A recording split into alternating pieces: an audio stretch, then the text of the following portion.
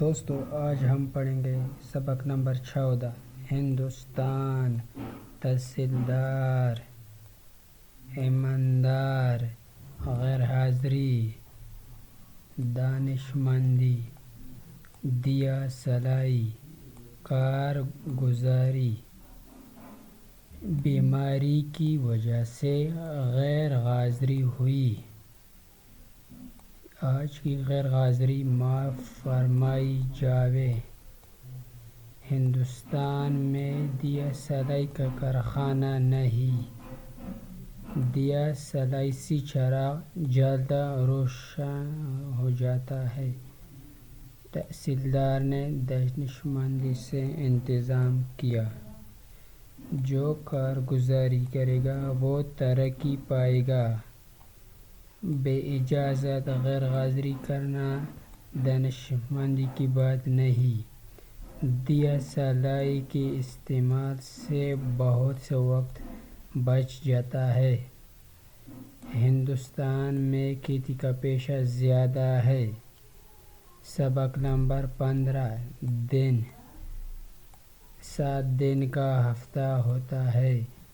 سنیچر، اتوار، سوموار، منگل، بدھ، جمعرات، جمعہ۔ ہفتہ: اتوار، پیر، منگل، بدھ، جمعرات، جمعہ۔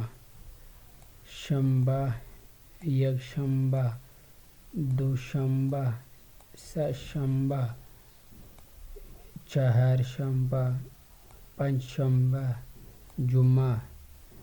اتوار کے دن تمام کچہریاں بند رہتی ہیں۔ کسی گاؤں میں جمعے کے دن، کسی میں پیر کے دن پینٹ کی لگتی ہے۔ آئندہ یکشنبہ کو سورج گرہن کی تعطیل ہے۔ دوشنبہ، سہشنبہ اور چہارشنبہ کو ہولی کی چھٹی ہوگی۔ سوموار کے دن گنگا اسنان کا بڑا میلہ ہے۔ پیر کے دن سے ہمارا امتحان ہوگا۔ سبق نمبر 16 مہینہ۔ سال یا برس کے 12 مہینے ہوتے ہیں۔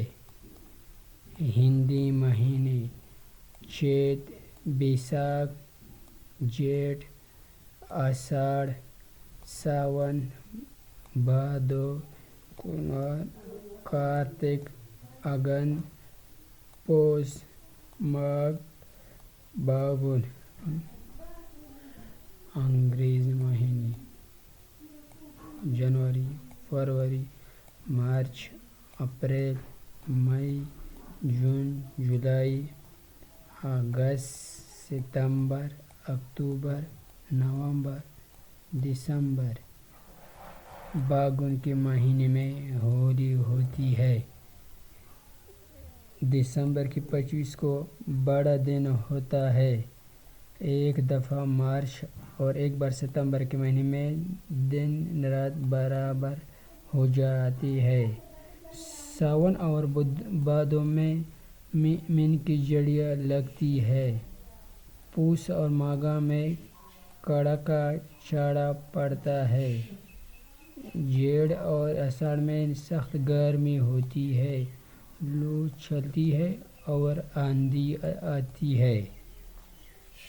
تو دوستو بس آج کے لیے اتنا ہی ہے، اور ان کی جتنے ہو سکے پریکٹس کرے، اور جس طرح میں نے پڑھا آپ کو بھی اس طرح بار بار پڑھنا چاہیے تاکہ آپ کو کوئی بھی مشکل نہ آئے۔ تو دوستو اگر آپ کو یہ ویڈیو پسند ہے تو پلیز ہمارے چینل کو سبسکرائب کریں، اور بیل کے آئیکن کے ساتھ جو بٹن ہے اس کو بھی پریس کریں۔